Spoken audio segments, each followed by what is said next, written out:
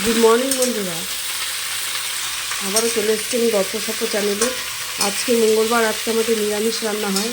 তো কী রান্না হবে সেটাই আপনাদের সাথে শেয়ার করবো। এই যে ফুলকপি দিয়ে আলু দিয়ে পোস্ত হবে, কচুর শাক ভাজা, সিম দিয়ে মুগ ডাল হবে, সবটাই আপনাদের সাথে শেয়ার করব।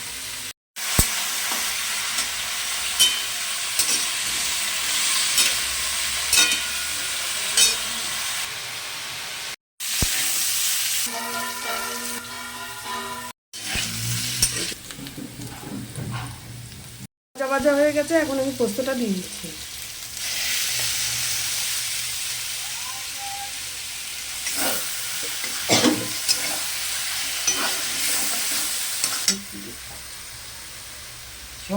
আলুটা ভাজা হয়ে গেছে, এর মধ্যে আমি ফুলকপিটা ঢেলে দিলাম।